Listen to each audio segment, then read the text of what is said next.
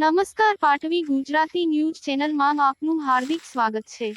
જેતપુર તાલુકાના કલારાણી ગામની સીમમાં આવેલ કોતરમાંથી મૃતદેહ મળેલ। કલારાણી ગામની સીમમાં આવેલ કોતરમાંથી એક દુર્ગંધ મારતી લાશ મળી હોવાનો બનાવ કરાલી પોલીસ મથકે નોંધાયેલ છે।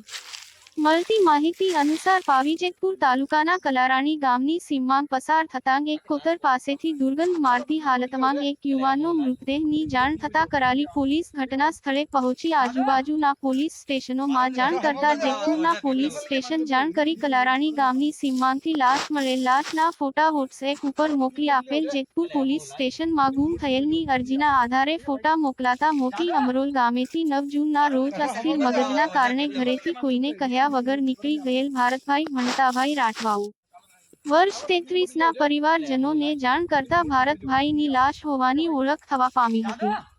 પોલીસે હાલ અકસ્માતનો ગુનો નોંધી લાશને વધુ તપાસ હાથ ધરી છે। રિપોર્ટર દરજી જિગ્નેશ પાટવી ન્યૂઝ ગુજરાતી બોડેલી।